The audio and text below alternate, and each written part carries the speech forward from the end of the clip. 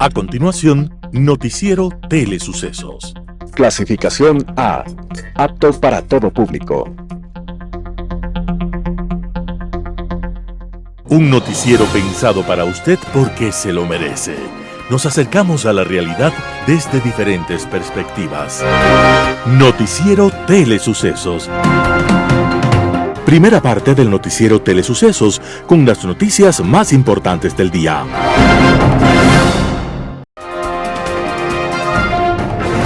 Un día como hoy. Hubo una época en la que los aristócratas europeos tenían sus propias orquestas en los castillos. Y además de orquestas, contaban incluso con sus propios grupos de teatro. Se podría pensar que había artistas por aquí y artistas por allá, en cada metro cuadrado de todos los castillos europeos. Esto era parcialmente cierto. En verdad, los aristócratas necesitaban todo tipo de personal para atender sus vidas fastuosas. Y en cada castillo había sastres y carpinteros, lavanderas y peluqueros, cocineras, ordeñadores, panaderos y agricultores. Y en muchos casos, esas personas a la vez eran las que también cantaban o pintaban, o tocaban el violín o el clavicordio. Ser músico o cantante de un aristócrata con castillo significaba también ser carpintero u ordeñador. En aquel entonces el talento era útil para conseguir trabajo, pero casi nunca bastaba para sobrevivir. De esa forma, un joven humilde que se llamaba Joseph Haydn llegó al castillo de los príncipes Esterházy y tuvo la suerte de contar con una de las mejores orquestas de Europa. En la historia de la música, fue un caso en el que se unieron el talento y la oportunidad. En pocos años, las composiciones de Haydn impactaban en todos los escenarios europeos, aunque Haydn nunca había abandonado los 4 muros del castillo. Dicen los conocedores que sin los aportes de Haydn, nunca hubiera sido posible la sinfonía de Beethoven o de Mozart en su máximo esplendor. Haydn estaba naciendo un lejano día de 1732. Era un 31 de marzo, un día como hoy. Y su música sigue vibrando en los pentagramas y en el alma. ¡Feliz cumpleaños, Haydn, padre de la sinfonía moderna! Las principales noticias del día. Titulares. Japón dona más de $3 millones a Ecuador para fortalecer la seguridad pública en el país. La Asamblea Nacional rechaza competencia del Consejo Nacional Electoral para autorizar licencia de campaña a Daniel Noboa. En el caso Ligados, teléfono celular de Eduardo Francolor ya está en manos de la Fiscalía. En el segmento de opinión, el debate. Los editoriales serán de Mauricio Gándara, ministra denuncia sabotaje. Simón Espinosa Cordero, error de juicio o cinismo brutal. Noticias del día. Japón dona más de $3 millones a Ecuador para fortalecer la seguridad pública en el país. En un esfuerzo por contribuir al fortalecimiento de la seguridad en Ecuador, la Embajada de Japón anunció la donación de 500 millones de yenes, aproximadamente $3.3 millones, destinados a la adquisición de vehículos patrulleros para la Policía Nacional. La donación se realizó este jueves 27 de marzo del 2025 en una reunión donde participaron los ministros ecuatorianos de Interior John Reinberg y de Exteriores Gabriela Sommerfeld y el embajador extraordinario y plenipotenciario de Japón, Keiichiro Morishita. Esta cooperación forma parte del Programa de Desarrollo Económico y Social y busca apoyar al país en la lucha contra la creciente inseguridad. La modernización de la flota policial se vuelve prioritaria ya que muchos de los vehículos patrulleros actuales son obsoletos y presentan altos costos de mantenimiento. La canciller Sommerfeld destacó que la inseguridad es un desafío global que requiere respuestas coordinadas y este gesto de Japón es una muestra clara de su compromiso. Japón es y será un aliado fundamental para Ecuador en materia de seguridad. Por su parte, Keiichiro Morishita, embajador japonés, comentó que esta donación refleja el compromiso para mejorar las condiciones de trabajo de la Policía Nacional para que sea más eficiente y efectiva. La seguridad es un componente fundamental en todos los países, resaltó el embajador japonés. La Asamblea Nacional rechaza competencia del Consejo Nacional Electoral para autorizar licencia de campaña a Daniel Noboa. El Consejo Nacional Electoral no tiene competencia para autorizar licencia o actividad de campaña a un servidor público en funciones, aseguró este viernes 28 de marzo la Asamblea Nacional. Esto en respuesta al oficio jurídicamente ineficaz enviado por el presidente Daniel Noboa al órgano electoral notificando su participación en actividades proselitistas el pasado 26 de marzo. El legislativo enfatizó que el Consejo Nacional Electoral solo puede trasladar la solicitud a la Asamblea Nacional, que es la entidad competente para otorgar o negar la licencia de un mandatario en funciones conforme lo establece la ley y la Constitución, y además de la Ley Orgánica de la Función Legislativa. El comunicado menciona que el presidente Noboa manifestó su preocupación ante la posibilidad de que la legislatura le niegue el permiso, al advertir que esto podría responder a la voluntad política de la Asamblea y no a criterios estrictamente jurídicos. Sin embargo, el Pleno aseguró que ha actuado con apego a la ley y recordó que el pasado 4 de enero concedió licencia obligatoria a los legisladores que se postularon a la reelección en cumplimiento del marco legal vigente. La Asamblea también advirtió que las actividades proselitistas realizadas por el presidente Noboa sin la autorización del legislativo podrían constituir una vulneración de la normativa electoral. El temor del presidente es absolutamente infundado, aseguró la institución en un pronunciamiento, reiterando que la licencia debe ser otorgada exclusivamente por el Pleno. Caso Ligados, teléfono celular de Eduardo Franco Lor ya está en manos de la Fiscalía. La Fiscalía General del Estado confirmó esta tarde de jueves 27 de marzo del 2025 que tiene en su poder el teléfono celular perteneciente a Eduardo Franco Lor, ex abogado de Jorge Glass y ex consejero destituido del Consejo de Participación Ciudadana y Control Social. La investigación del teléfono será analizada dentro del caso Ligados. La Fiscalía recibió el iPhone 15 Plus de la Oficina de Investigaciones de Seguridad de Nueva York, considerando que podría ser de utilidad. Mediante un comunicado, la Fiscalía explica que el dispositivo que fue retenido el 13 de marzo en el aeropuerto John F. Kennedy, de acuerdo con las atribuciones y facultades conferidas por la ley de Estados Unidos, se entregó en una bolsa sellada del Departamento de Seguridad de ese país. El Ministerio Público aseguró que el teléfono fue ingresado en legal y debida forma en cadena de custodia y ha solicitado a la autoridad competente la autorización respectiva para la práctica de pericias y análisis digital del contenido dispositivo celular. La información que consta en el celular se materializará y se incluirá en el expediente del caso Ligados. La Fiscalía investiga al ex abogado de Glass, Eduardo Franco Lor, Augusto Verduga, Yadira Saltos y Nicole Bonifaz por el supuesto delito de asociación ilícita. Los chats de Eduardo Franco Lor se sumarán a los chats del dispositivo celular de Augusto Verduga, que son parte de los elementos de convicción recabados en los allanamientos al Consejo de Participación y Control Social el 24 de enero del 2025. Entrevista del día. En Radio Suceso estuvo Carolina Basante, directora de Lupa Media, y dio su criterio sobre el debate presidencial. Escuchemos lo que dice. Bueno, en Lupa nos gusta mucho hablar de precisión más que de mentiras, entonces te puedo decir que la contabilización que nosotros tenemos de frases verificables, que son estas afirmaciones dichas por los candidatos que contienen ciertos elementos como datos, cifras, fechas que nos permiten contrastar, nosotros identificamos 35 en todo el debate. Hemos ya publicado 30 y de los cuales en su mayoría son de la candidata Luisa González, que finalmente ella es la que más datos ocupó y evidentemente tenía las mayores probabilidades de cometer imprecisiones, y así es, alrededor del 62% de las frases verificables identificadas de ella están entre imprecisas y falsas, y el candidato presidente Daniel Noboa identificamos 16, de las cuales el 54% están entre imprecisas y falsas, pero en realidad la conclusión general y global que nosotros tenemos es que esto sigue un patrón que hemos identificado, y no solamente aquí en Ecuador, sino es algo general, de que dentro de los discursos de nuestros políticos existe una mayoría de imprecisiones, no tanto de falsedades, sino la mayoría de imprecisiones.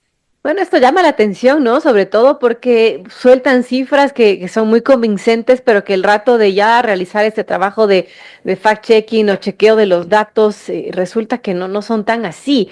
¿Qué tan difícil fue para Lupa Media y todo su equipo estar haciendo la revisión de estas declaraciones, de estas cifras distintas que se dieron? Carolina, ¿cómo les fue en este debate? Porque, bueno, se dijeron muchas cosas, ¿no?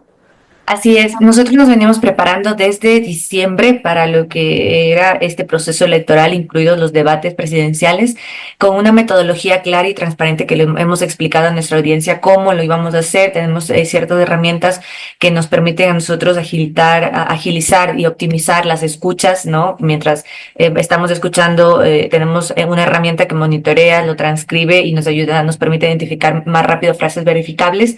Luego nosotros hemos hecho una cantidad de pedidos de información, limpiamos varias bases de datos que encontramos igual en los portales de datos abiertos de las instituciones, porque en nuestra metodología se explica que nosotros utilizamos fuentes oficiales, ¿no? Cuando hablamos de economía, cuando hablamos de seguridad, todos los datos son fuentes oficiales. También tenemos un acercamiento con ciertos equipos en primera vuelta con la mayoría de los equipos de los candidatos. En este caso, no, también, si es necesario, nosotros recurrimos a los equipos para consultar de dónde han sacado esas fuentes. ¿De dónde sacan esta cifra, no? Ajá, así es. Y fíjate que ahí nosotros nos damos cuenta, quizá para esta ocasión, te puedo decir, fue un poco, no más sencillo, pero veníamos ya practicando, hicimos varios debates, verificamos debates de los asambleístas, de los vicepresidenciales, de los asambleístas de la provincia del Guayas. Entonces teníamos como que ya una práctica, habíamos afinado ciertos aspectos metodológicos para que sea mucho más eficaz. Pero lo que te puedo decir es que cuando hablamos de la imprecisión en la que se marca el discurso político, es el hecho de que tienen cifras reales. El caso de Luisa González, ¿no? Su primera intervención mencionó que 72,000 niños o estudiantes abandonaron el sistema escolar en el último año, lo cual es cierto, pero para enmarcarle en el discurso político de descalificación a su contrincante, porque asumo que creen que es la mejor estrategia, comete una imprecisión al endilgar a este gobierno esa cifra, cuando en realidad no se considera que el año 2023-2024 también hubo parte del gobierno del expresidente Guillermo Lasso dentro de esa, o sea, se debe considerar, ¿no? Entonces, temas como estos es lo que nosotros vimos, ¿no? El hecho de que hay una cifra correcta, se maneja real, pero que en el momento de politizarlo quizá es en donde se tergiversa, ¿no? Las cosas. Bueno, muy importante. Ahora, más allá de quién fue más impreciso que el otro, Carolina, nos queda a la final el discurso de los candidatos. ¿Quién dio quizás mayores propuestas o qué conclusiones podríamos sacar de cara a esta segunda vuelta electoral en donde se está jugando nada más y nada menos que el futuro de este país?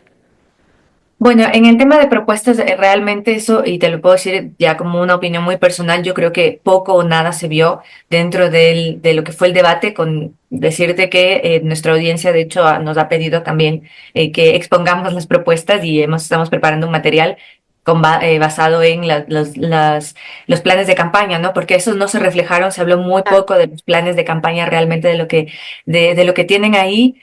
Y del cómo se iban a hacer las cosas, ¿no? Escuchamos muchas acusaciones fundamentadas en quizás rumores más allá de evidencia factual, y creo que eso deslegitimó o desvirtuó un poco del ejercicio del debate, que si bien es cierto, no es tanto un debate como está estipulado de acuerdo a la metodología, sino es más una exposición de ideas y de las propuestas. Eso poco se hizo, y como te digo, finalmente yo creo que en ese aspecto particular es algo que a nosotros nos quedó pendiente, porque incluso cuando hablamos de la calidad de los datos que pudimos verificar, tampoco es que estamos hablando de ciertos de datos relevantes, ¿no? En temas tan importantes.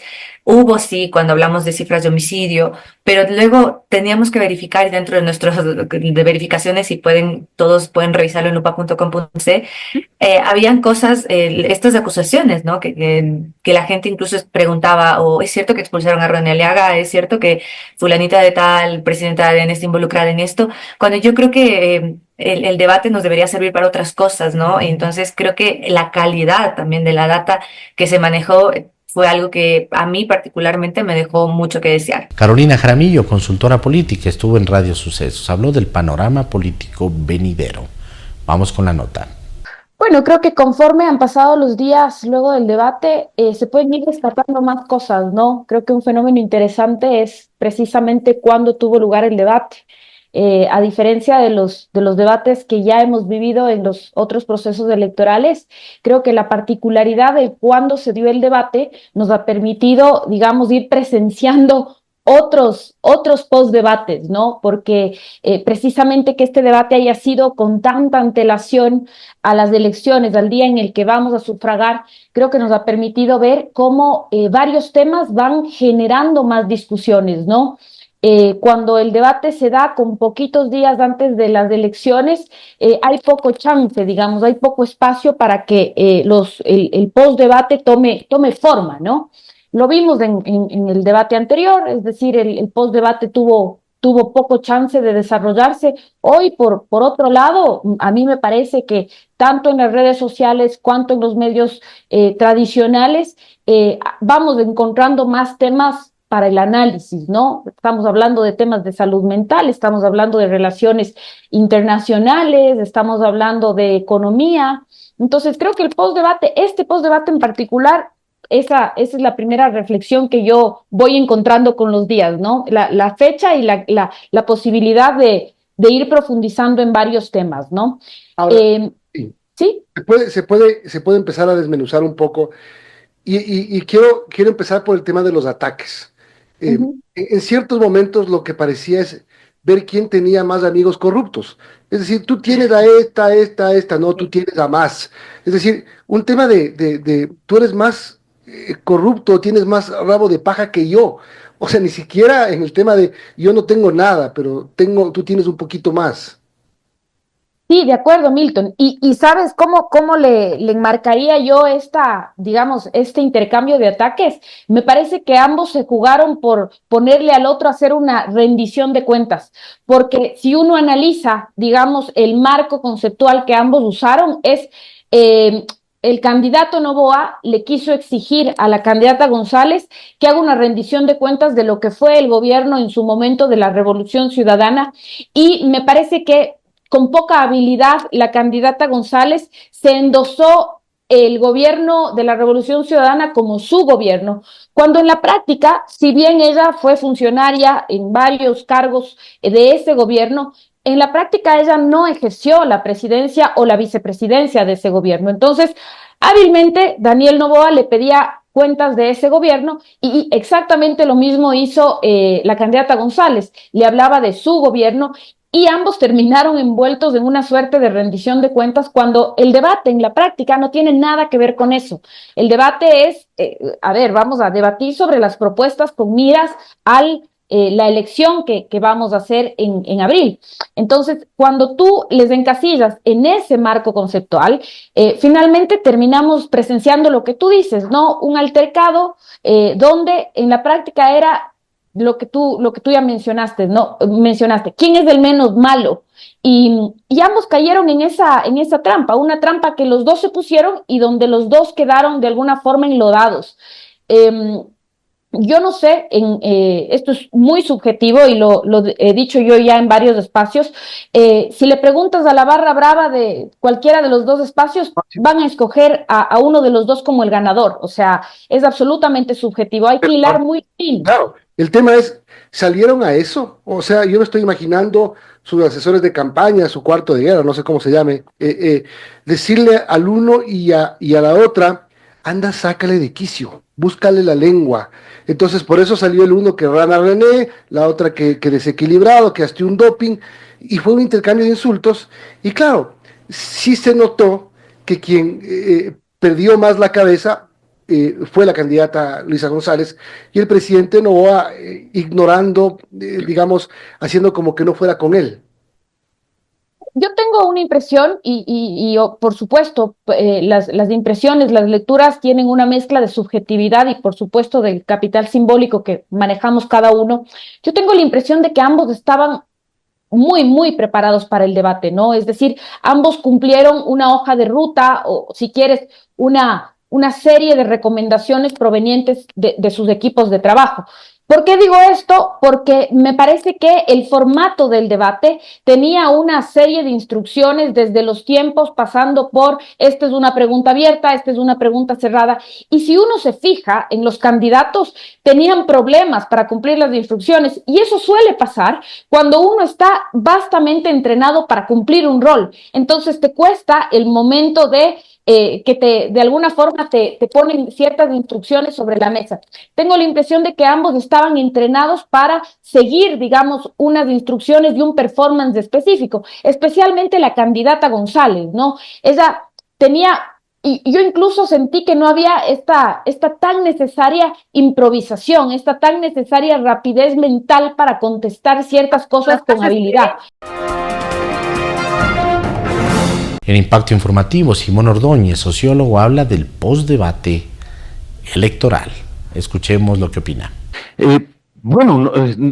Creo que eso es parte, digamos, de lo que llaman el postdebate, ¿no? Esta idea, pero bueno, también significa para los candidatos aclarar ciertas líneas, pero retroceder en algunas respuestas del domingo. Yo creo que sí. A ver, creo que, por ejemplo, lo que ha venido haciendo Luisa González, la candidata González, ha sido tratar de revertir esa imagen totalmente agresiva, prepotente, descontrolada, que dio sobre todo en la segunda parte del debate, ¿no es cierto?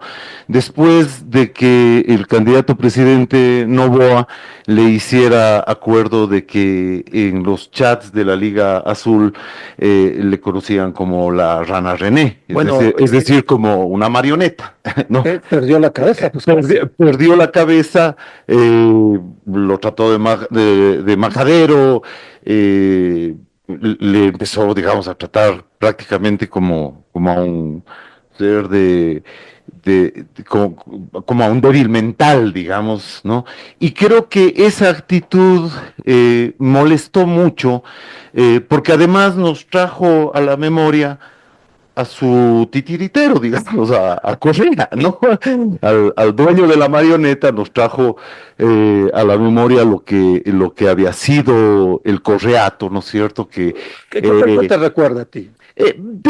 Me acuerdo, por ejemplo, de cuál era el comportamiento de Correa en las sabatinas, ¿no es cierto? En sabatinas él se burlaba de todo el mundo, a unos agredía, a otros se les reía, ¿no es cierto? Para él todo el mundo era relativamente casi un subnormal, él se creía el ser el hombre más inteligente de la tierra, cosa que no creo que era, ¿no es cierto? Toda esa agresividad profunda que él mostraba, ¿no es cierto? Esto que además que intoxicaba digamos, la convivencia cotidiana, ¿no? Porque, claro, cuando uno tiene un presidente que todos los sábados, aparte de las cadenas nacionales que solían interrumpir los noticieros de los horarios más importantes de la mañana o de la noche, ¿no es cierto? Pero si un presidente en sabatina está insultando, llenando de odio, riéndose de las personas, poniendo digamos, mostrando los rostros de sus potenciales enemigos y convertirlos a estos no en enemigos de él, sino en enemigos de la sociedad, como hizo con muchos periodistas muy respetables, muchos amigos nuestros, etcétera, ¿no es cierto?, que fueron expuestos para que además sean sometidos al escarnio público finalmente, ¿no? Pero eso era lo que buscaba. Pero esto no era solamente pues una idea del presidente de entonces, una serie de planteamientos, esto era bien elaborado, pues esto era libretado, esto era producido. Absolutamente producido, ¿no? Todo era absolutamente producido. Yo creo que en este caso, esta segunda parte del debate ya no fue producido. Es decir, no fue producido porque la idea que tenían sus asesores, entre los cuales, por ejemplo, entiendo está este señor Casado, de ingratísima recordación, porque era quien le juraba lealtad eterna y le decía al comandante Maduro: yo por usted rodilla al piso, mi comandante, no sé. Pero antes de eso, usted es un ejemplo para Latinoamérica e incluso para España, le decía Casado a Maduro. Pero antes de eso, unos años de genuflexiones con Chávez. Pues. Con Chávez también, ¿no? Entonces, ese asesor y los otros que habrán llegado, se sabe que algunos llegaron de México, por ejemplo, estaban tratando... ¿Es cierto que hay uno que vale $100,000? Bueno, yo no sé, seguramente he escuchado, tú debes estar mejor informado porque eres un periodista bastante... las redes sociales. Entonces, claro, cuando eso ocurre, ¿no es cierto? El libreto era precisamente que ella trate de distanciarse, ¿no es cierto?, de lo que, primero de Correa, que ella muestre... Pero en eso ha estado los últimos meses y semanas. Los últimos meses y semanas, pero en el debate debía fortalecer eso. Pero claro, el tema es que Pero dio resultado, porque mira que una de las respuestas de Luisa González fue mi gobierno. Exacto. Y yo te digo, eso a veces... Ahí se acabó pues, toda la instancia que quiso poner. Freud diría que eso es un acto fallido, ¿no? el subconsciente juega ese tipo de pasadas y un rato de esos, pese a la distancia que ella quiso poner, un rato de esos habló de mi gobierno. Un panorama de noticias para su estatura intelectual.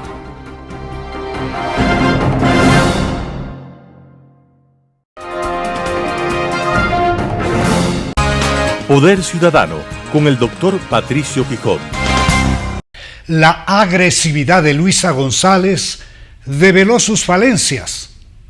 Sin lugar a dudas, el debate es una herramienta válida en un sistema democrático para que los candidatos tengan la oportunidad de contrastar sus ideas y planes programáticos de cara a la enorme responsabilidad que conlleva dirigir un país que afronta una aguda multicrisis.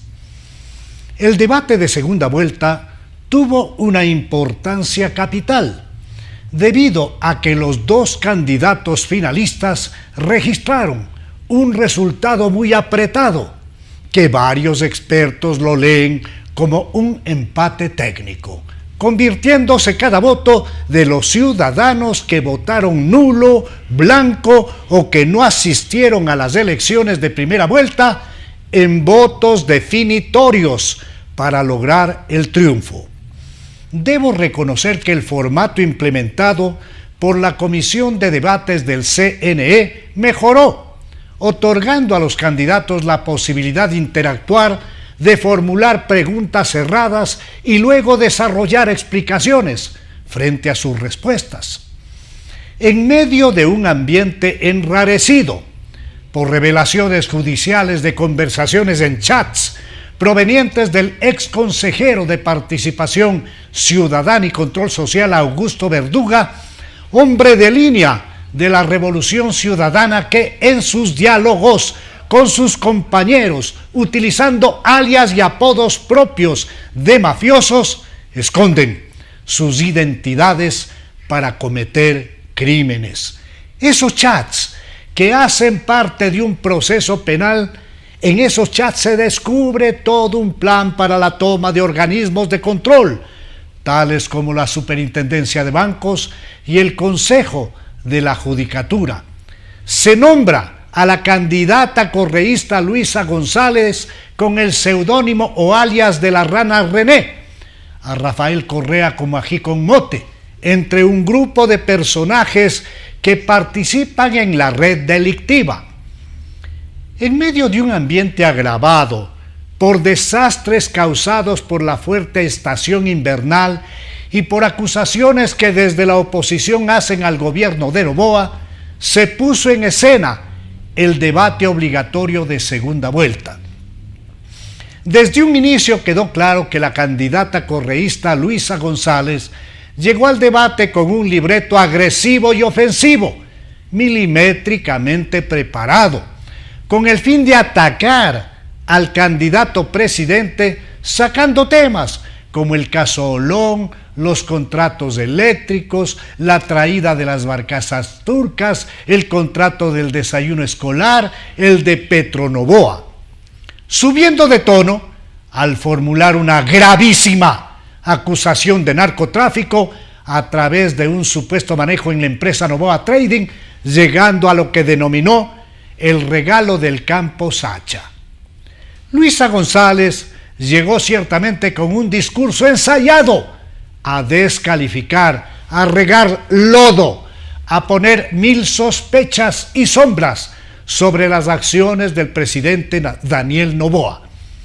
La candidata se olvidó de concentrarse en plantear sus puntos programáticos para gobernar.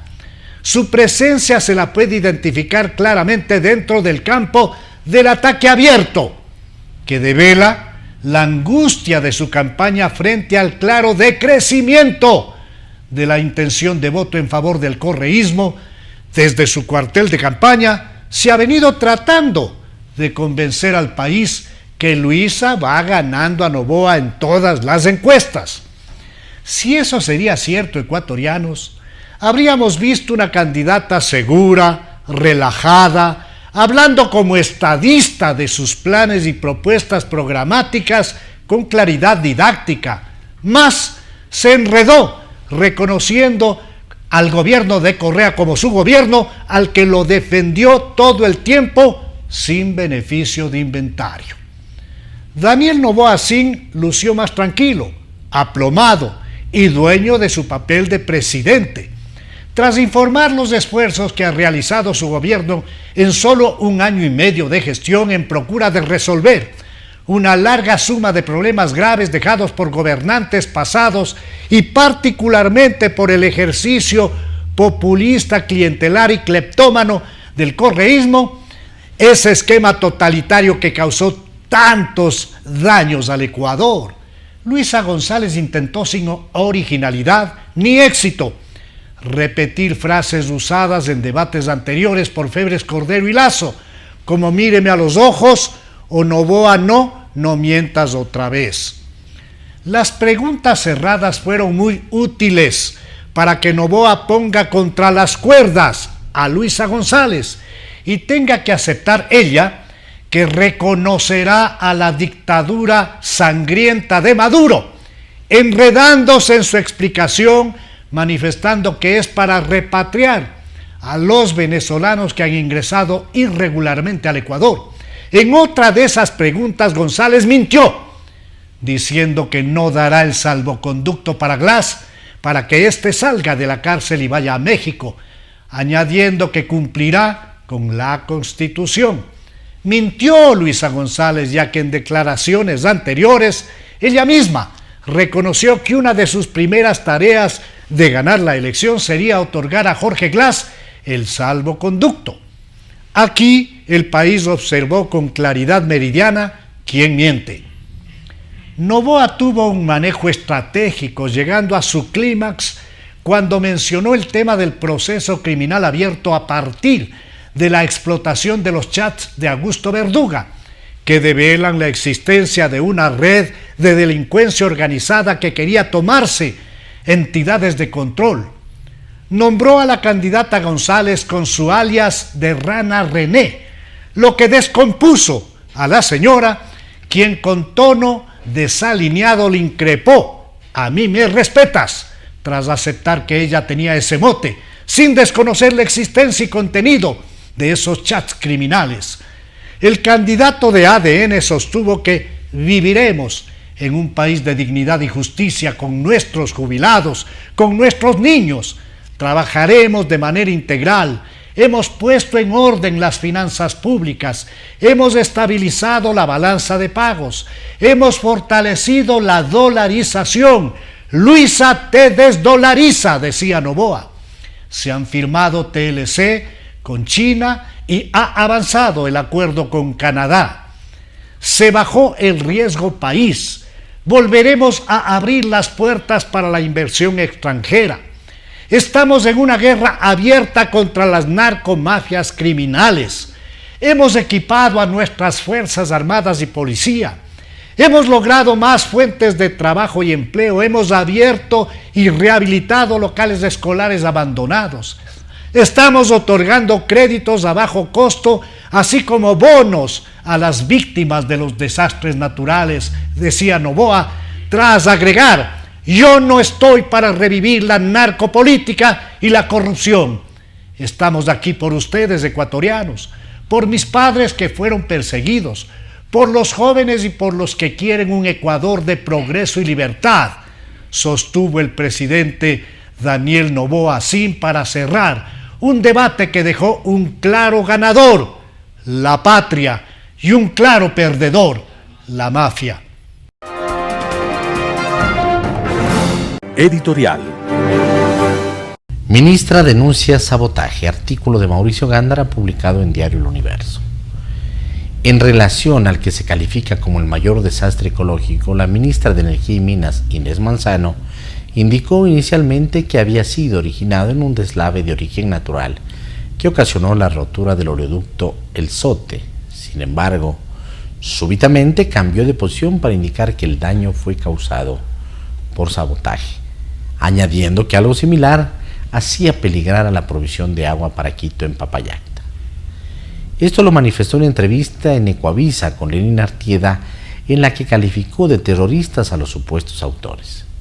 Fundamentó su denuncia en un reporte de la policía, de su comandante. Dijo no conocer el informe, que no sabe si tendrán 100 o 200 páginas, porque a ella solamente le pasaron un resumen ejecutivo. Como el entrevistador le preguntó si tenía pruebas sobre su afirmación, la ministra contestó diciendo que las pruebas deben estar adjuntas al informe del comandante de la policía, que ella no ha estudiado, presentado a Petroecuador. Luego se negó a dar más explicaciones porque manifestó son parte de las investigaciones que son reservadas. En realidad, digo yo, ese informe era dirigido a Petroecuador, entidad adscrita a su ministerio, y que ella podía requerirlo y estudiarlo, y que además no tiene el carácter de confidencial como si lo tendría si fuese parte de una investigación previa de la Fiscalía General del Estado. Con posterioridad a la entrevista, el nuevo gerente de Petroecuador atribuyó la rotura del oleoducto a un deslizamiento de tierras y no hizo ninguna referencia a un sabotaje. Así, nos encontramos con una gravísima denuncia que formula la ministra basada en un informe que no ha leído. Pero viene luego, en la misma entrevista, otra acusación gravísima, la relativa a un supuesto sabotaje en Papayacta, que pone en peligro a las fuentes de agua de Quito potable, insinuando responsabilidad del alcalde de Quito, Pavel Muñoz, con lo cual ha alarmado a la población de la capital. El alcalde ha calificado de irresponsable la afirmación de la ministra, pero por precaución ha dispuesto a reforzar las medidas de seguridad para la provisión de agua, solicitando la cooperación del ejército y la policía. Las denuncias de la ministra Manzano ameritan una profunda investigación de la Fiscalía, tanto más por la mención a grupos terroristas. En el caso de Quito, es de desear que la denuncia de la ministra no conlleve implicación política, ahora que vemos continuos enfrentamientos del gobierno con los alcaldes de las más grandes ciudades del país. Estamos en medio de un proceso electoral. Desgraciadamente, la política influye en muchas decisiones judiciales de todo nivel. La Fiscalía no escapa de sospecha. Así lo vemos en el caso del Tribunal Contencioso Electoral, que ha despojado de sus derechos políticos a la vicepresidenta de la República, Verónica Abad. Con su decisión, el tribunal ha intervenido en un campo que le está vedado, porque tanto el presidente como la vicepresidenta de la República solo pueden ser juzgados por la Asamblea Nacional. ¿Qué hubiera pasado si la sentencia hubiera sido dictada en contra del presidente de la República? Artículo de Mauricio Gándara publicado en Diario El Universo. Error de juicio o cinismo brutal. Simón Espinosa Cordero. Reconocer a Nicolás Maduro como presidente legítimo no es una opinión, es un postulado de campaña electoral. Y en Ecuador ese gesto dice más de lo que parece. Mientras una candidata lo menciona con naturalidad como referente legítimo, la política ecuatoriana cruza una línea peligrosa que separa error de descaro absoluto. Esa línea fue cruzada el domingo en un debate entre dos perversos párvulos y pasado en una cronología de un cinismo recién entrenado. Con lengua filosa, agresiva, llena de maldad, la candidata Luisa González afirmó, con un sí rotundo, que de llegar a Carondelet reconocerá a Maduro como presidente legítimo de Venezuela. No fue un exabrupto. La declaración ocurrió en un momento de supervivencia, cuando el país esperaba respuestas excepcionales frente a la abominable inseguridad que lo azota. Un país sitiado por mafias transnacionales y convertido en campo de batalla de economías criminales sin límites ni escrúpulos. Se esperaba el anuncio de soluciones ante las bombas de tiempo, que son el desempleo, el colapso fiscal, el éxodo de jóvenes y la crisis agónica de una nación que se tambalea en su mismo existir. Pareciendo una anécdota, fue en realidad una confesión personal y política, porque Maduro no es solo un tirano, es el símbolo vivo del colapso democrático regional. Reconocerlo equivale a avalar un régimen que persigue, encarcela, tortura y asesina, que manipula elecciones, aniquila la división de poderes y fuerza a millones de venezolanos al exilio por hambre, miedo o desesperanza. Y más aún, el régimen de Maduro no es solo autoritario, es criminal. Sus vínculos con el narcotráfico, el terrorismo internacional y el crimen organizado están ampliamente demostrados. Hablar de soberanía mientras se rinde pleitesía a ese modelo no es solamente incoherente, sino de incoherencia absoluta. Es una estafa del discurso, un fraude a la confianza pública, un impudor deliberado que no tiene cabida en un Estado de derecho.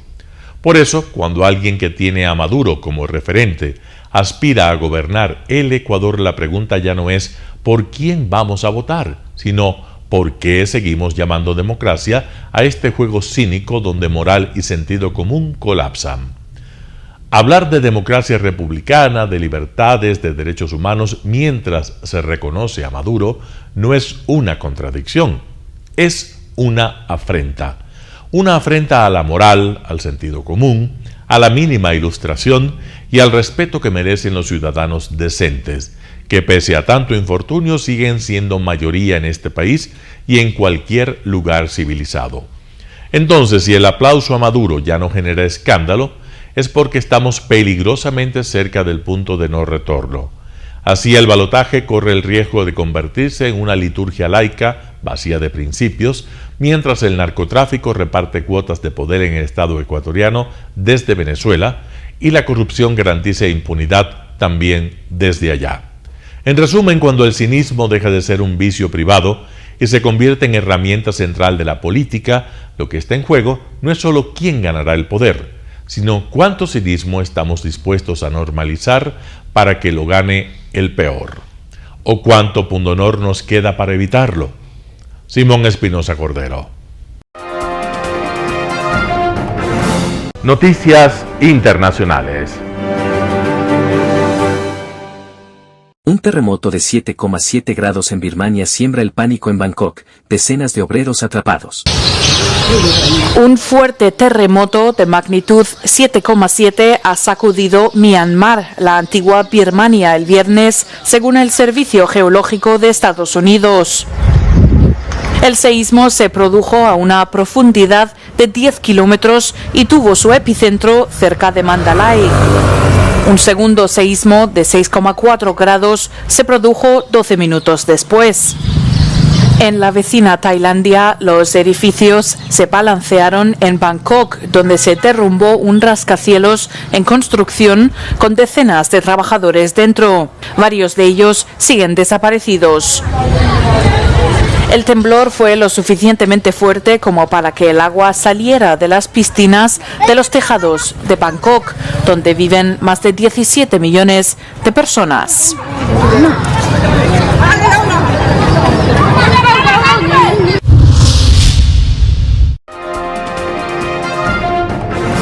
Así son los búnkeres de lujo que se están construyendo en España ante la amenaza de una guerra. Están construyendo un búnker. Cada vez más familias en España quieren el suyo propio. La demanda ha aumentado un 200% desde el inicio de la guerra en Ucrania. Esta tendencia se confirma también en el resto de Europa. Entramos en uno de alta seguridad, cuenta incluso con una ducha contra radiación nuclear. Detrás de sus gruesos muros y puertas blindadas hay un espacio seguro en caso de guerra. Es como, para que nos hagamos la idea, es un apartamento, pero con mucho nivel de seguridad. Se puede llegar a vivir meses dentro de un búnker si tienes, por ejemplo, este búnker en el que estamos tiene 1000 litros de agua potable, varios sistemas de respaldo de electricidad. Muchas personas también están entrenando para saber cómo actuar en caso de guerra. El teniente coronel Manolo Cámara instruye a civiles que quieren mejorar sus habilidades. Viaja por toda España impartiendo cursos y conferencias, siempre con su libro de supervivencia. Cree que es fundamental estar bien preparado. Tienes que saber hacer fuego, tienes que saber buscar agua, hacerte un refugio, moverte con el mapa, te van a faltar comida, te va a faltar agua, apoyo, digamos, sanitario, y tienes que resolverlo tú, ¿no? La Unión Europea ha instado a los ciudadanos a tener una mochila de supervivencia, pero lo importante no es solo tenerla, sino saber usarla correctamente. Lo importante de la mochila es lo que no pesa y no ocupa lugar, que es los conocimientos, ¿no? Tenemos que tener un plan familiar para saber cada miembro de la familia qué tiene que hacer. Un pequeño almacén con agua, comida, linternas, las clásicas radio a pilas, manta térmica. La mayoría de la población no puede permitirse construir un búnker, así que algunos optan por crear pequeños espacios seguros en sus hogares y almacenar víveres. Tener una reserva de agua o alimentos no perecederos es esencial en estos casos. Vivimos en un mundo donde la geopolítica de China nos afecta al día siguiente, y de Rusia también lo mismo, y Marruecos por otro lado. Es decir, la gente cada vez está tomando más conciencia de los problemas a nivel internacional que nos afectan. Entonces siempre es bueno tener varios días de alimentación, ser autosuficiente en casa. El incremento en el número de búnkers construidos es un hecho en toda la Unión Europea y no solamente aquí en España. Otros países como Alemania o Francia lideran el ranking. También los países bálticos o aquellos que están más cercanos a Rusia. En Barcelona, Roberto Macedonio, Euronews.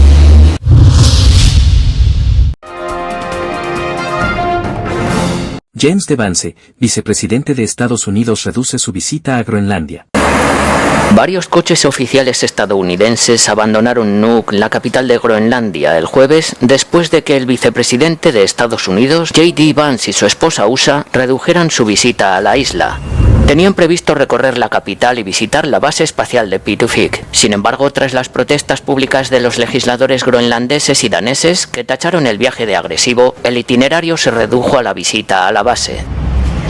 Det er helt klart en deeskalering, altså fordi hvis man skal sige det sådan lidt hurtigt, ikke, så har amerikanerne vel haft en anden idé om de ikke lige kunne købe Grønland også, og det kunne de så ikke.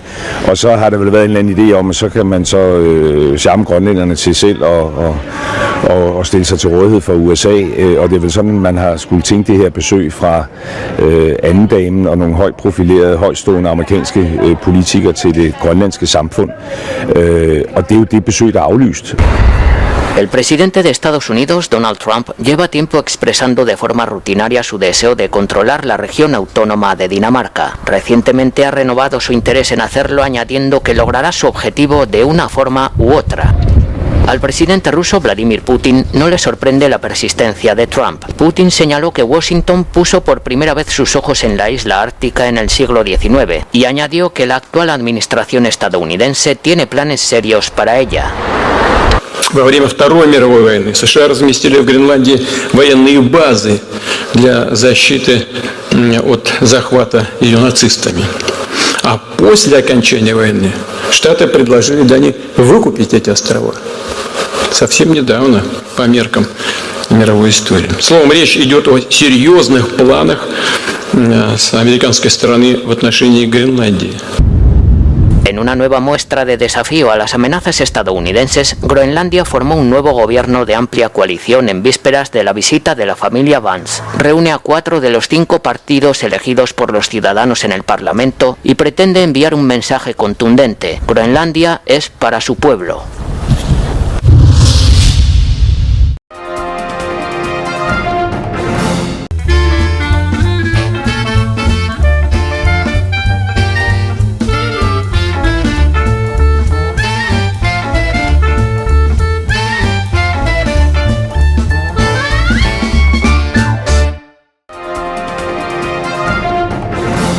Telesucesos Sports.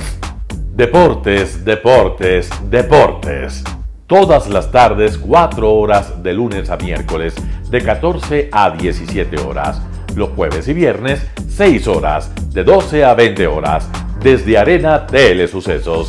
Transmisiones en vivo, siempre Ecuavolley y luego Deportes para recordar. Todas las tardes Deportes en Telesucesos Sports, bajo la dirección del arquitecto David López. La visión objetiva de quien vive el deporte. Sucesos deportivos, visión de un equipo de opinión joven de comunicadores. Telesucesos, llegamos con nuestra señal a los sectores populares de nuestra ciudad. Quienes no tienen televisión por suscripción atenderán nuestra señal sin costo en Canal 29 UHF Telesucesos. Siempre ecuatorianos, resaltamos nuestra identidad. El básquet, esgrima, tenis de mesa, taekwondo, box y muchos deportes más en Telesucesos Sport, sin costo desde la comodidad de su hogar en Telesucesos Canal 29. Arena Telesucesos es una importante y funcional edificación cubierta dispuesta para la práctica y desarrollo de eventos del Ecuavolley. Si deseas asistir a los encuentros en vivo de Ecuavolley, comunícate con nosotros a los números de teléfono 2021-224 o al 0989-973-725. Ven con tu familia y amigos a vivir la emoción del Ecuavolley. Emoción sin límites los días jueves y viernes desde la comodidad de su hogar. Resaltamos nuestra identidad como ecuatorianos iniciando transmisiones en Telesucesos del Ecuavolley, que representa, luego del fútbol, el deporte más popular de nuestro país y el que practican los ecuatorianos residentes en muchos países del mundo. Nuestra señal será transmitida en directo por televisión abierta en la ciudad de Quito y a través de las redes sociales a todo el país, así que llegará a Estados Unidos, España e Italia, creando a través del Ecuavolley un nexo fraterno entre ecuatorianos y entre los inmigrantes de nuestro país. Anuncie en Telesucesos Sport y llegue con nosotros a lo más importante del deporte popular. Telesucesos, con sus transmisiones, jerarquizará esta práctica deportiva, convocando importantes competencias de Ecuavolley dentro y fuera del Ecuador. Llegando con deportes no atendidos por los medios de comunicación que han concentrado su acción en el fútbol. El tenis, box, golf, racquetball llegarán a su pantalla de televisión en tiempo real a través de Canal 29 UHF, competencias que podrán ser atendidas a través de Facebook, YouTube y vivir los encuentros deportivos en directo y en tiempo real. Esté atento a nuestros horarios especiales de transmisión los fines de semana y feriados. Usted y su familia disfrutarán desde la comodidad de su hogar de las emociones del Ecuavolley, deporte tan nuestro.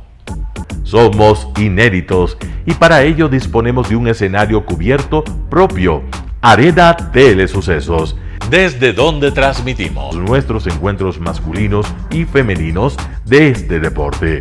Simple y gratuito. Llama a nuestros números de contacto 2021-224 o al 0989-973-725 y regístrate como invitado especial para nuestros eventos en vivo. Arena Telesucesos, el escenario cubierto para la práctica del deporte 100% ecuatoriano, el Ecuavolley. Telesucesos es un canal de televisión que incorpora a su programación manifestaciones culturales y deportivas que marcan la identidad de nuestro país. Consideramos que el Ecuavolley es una manifestación deportiva con partida de nacimiento popular y nombre propio ecuatoriano. Arena Telesucesos, funcional espacio cubierto para la práctica y desarrollo del deporte. Arena Telesucesos, el escenario para campeones. Arena Telesucesos atiende deportes de su preferencia: básquetbol, tenis de mesa, esgrima, taekwondo, fútbol sala, box, halterofilia. ¿Cómo llegar? Nuestras instalaciones se encuentran en el norte de la ciudad, en un sector de gran crecimiento y desarrollo urbano al que se accede a través de la vía E35, más conocida como la Avenida Panamericana Norte. Desde el centro comercial El Portal, a 2 kilómetros a la derecha, se encuentra la calle García Moreno, antiguo camino a Llano Grande, una arteria en la que se desarrollan dinámicos comercios. Junto al centro comercial Ciudad Alegría, a 100 metros, hemos llegado a nuestras instalaciones, Arena Telesucesos, la cancha del Ecuavóley. Por fin tiene usted un espacio de difusión de su deporte preferido. Telesucesos, el canal de televisión siempre inédito. El noticiero Telesucesos es retransmitido de lunes a viernes a las 7 horas por Radio Planeta Sur 106.1 FM de la ciudad de Loja. Noticiero Telesucesos. Las opiniones vertidas en este espacio por la producción y dirección del programa son de exclusiva responsabilidad de sus autores y de quienes intervienen en ellos.